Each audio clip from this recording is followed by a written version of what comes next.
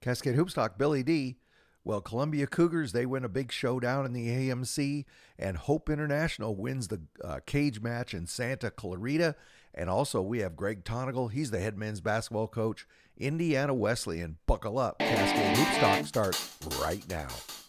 Cascade Hoops Talk, produced in the shadow of the beautiful Cascade Mountains and bringing the world NAIA basketball.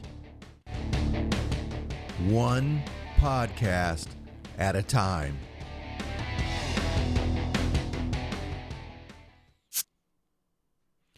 Well, this is a good game to start out with. Best game of the night, probably, definitely game of the night. Hope International was at the Masters. It was a cage match, no doubt about it. It was a 1-point game, and that was only fitting. I knew this was going to be won by a 3-point fall. It was a very physical game, bodies all over the floor. At the end, the Masters got like 20-something offensive boards, but they couldn't get the offensive board at the end of the game that they needed. It was a wild game. I don't know what else to say. Couple of great performances. Nick Hopkins, 23 points, 8 rebounds. The man is unstoppable. I put up Amon Haynes. He had 16.7 rebounds. This freshman has been amazing this season. He's out there playing like a senior. Hope International now, they will be at Benedictine Mesa on Saturday. They're 20-4. Congratulations to them. That was one of those games that you go, it's going to be a shame for either one of these teams to lose. It's kind of the way it was. Anyway, big game there in Santa Clarita tonight. So the only other game in the GSAC tonight, OUAZ beat La Sierra as well. Let's take a quick look at the standings. Try to get this moving so we can get Tonagel on. The Masters is still a half game up on Hope. What is that? They're up on Benedictine Mesa and Arizona Christian as well. But look at this. I do that to you guys every time. On Wednesday, the Masters. Okay, this is Tuesday night. So on Wednesday, today, this game was played on Tuesday night. So I know I'm confusing you. Today, the Masters has to play at Embry-Riddle, which is no small task. So they're coming off that brutal loss and have to play right away at Embry-Riddle. Okay, now let's go over to the Red River Conference, where LSU Shreveport defeated Southwest 101-75. Thaddeus Johnson, 27 points, 2 rebounds. Kai Wallace, 24 points, 14 rebounds. Big boy, double-double. They go to 18-4, and Shreveport will be at UNT Dallas on Thursday. That was the only game in the conference, but coming up on, well, let's look at the standings first. LSU Shreveport still is well in control. The races for second. Alexandria is an up a game on Texas A&M, Texarkana. So let's look at Thursday. We got to watch this Shreveport UNT Dallas game. And also Texas College is going to be at LSU Alexandria. And then Texarkana, which is there a game back from Alexandria, will be at Southwest. A game you expect them to win, but what is it? It's a road game. Columbia College, as I said, they won big showdown in the AMC. These two teams were tied or basically tied. Anyway, Columbia won this thing 69-63. Caleb Jones, 12 points, 4 rebounds. Jameel Goins, 17 points, 12 rebounds for a double-double. They go to 20-3, and they're going to host Harris Stowe on Saturday. Williams Baptist, the only other game I'm going to mention in this conference, Williams Baptist also won. So let's look at the standings. Why am I saying that? Williams Baptist now is 1 game back from Columbia, and they are tied with Hannibal LaGrange for second. Look at Central Baptist. They're sneaking up there as well. I don't know if they're going to have enough time. The season's getting close to over. Here's what's going to happen on Thursday. Hannibal LaGrange will be at the aforementioned Central Baptist. Watch that game. IU Kokomo, they beat Oakland City tonight, 83-66. Alonzo Clausen Smith, that's a mouthful, 24 points, 12 rebounds for the double-double. and Joseph Anand, 17 points, 5 rebounds. Kokomo goes to 20-3, and they're going to host Midway on Saturday. Here's what happened tonight in the River States. Key game, IU Southeast won. They beat St. Mary of the Woods. As we said, IU Kokomo won, and Shawnee State was able to stop Rio Grande. That was a close game for a bit. I thought maybe Rio Grande would get them. Let's look at the standings. Remember, this is East and West. Look at East first. Rio Grande Shawnee State is well ahead of Rio Grande, who is tied with Midway. In the West, Kokomo is still in control with Southeast about 3 games back. Coming up on Saturday, Kentucky Christian will be at IU Southeast. Midway will be at Kokomo, and Rio Grande will be at Oakland City. Those are some games that could move the standings. Hey, now we have Greg Tonagel. You guys know who he is. He's the head men's basketball coach, Indiana Wesleyan. So why don't we just take a listen to Greg Tonagel, head men's coach, Indiana Wesleyan. Cascade Hoops Talk, Billy D. Hey, I got Greg Tonagel on the phone, head men's basketball coach, Indiana Wesleyan University. They are the Wildcats. Hey, Greg, thanks for being on. Hey, it's good to catch up with you, Billy. So the Crossroads, let's just talk about the conference for a minute. The Crossroads is just like every other conference in the country, it seems, is tight as a tick. You're only 2 games out from first. Grace is playing really, really well. It's going to be hard to catch them, honestly. But man, it's 4 teams within 1 game. 2 through 5. Just talk about the league and how tight it is this year. Yeah, the league's, we knew it was going to be good going in. I didn't think it'd have this much depth to it, but it's certainly shown to be that.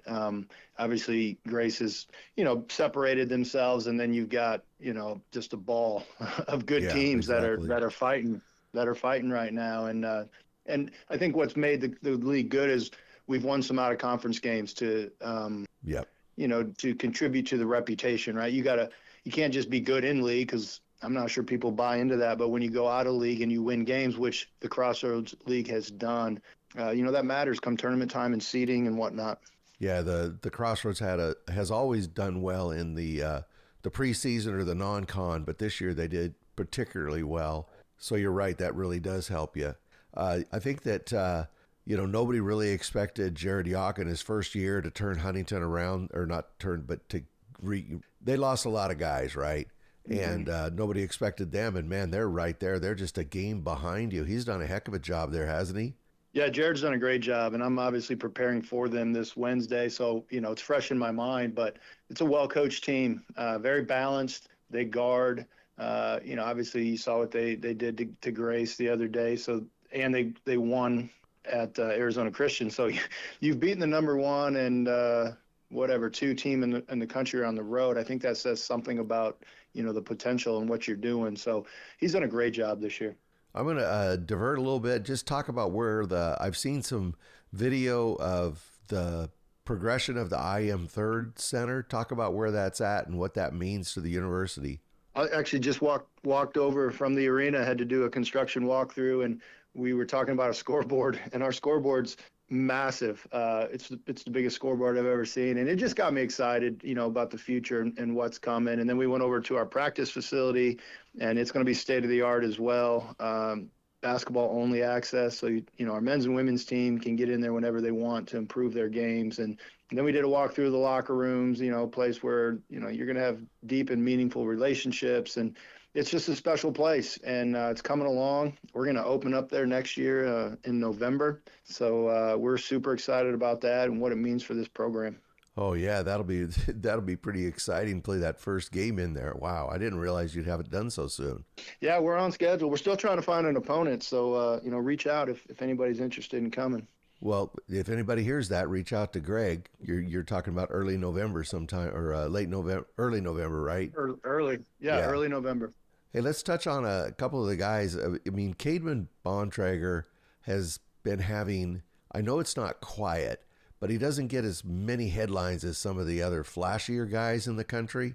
But man, he is efficient, 21 points, 10 rebounds, and he's really the heart and soul of what happens in the middle for you guys. Yeah, we flow through Cademan, and one of the challenges I gave him at the beginning of the year was to increase his rebounding, because I knew he was capable of more. So he went from about 6 rebounds a game to, I believe, sitting at 10 rebounds a game right now. Yeah. And that's a big improvement. And that's obviously helped our team quite a bit. And, he's seen a lot. He's seen doubles. He's seen singles. He's seen it all. And at this point in his career, he's doing a great job of adjusting and playing out of it.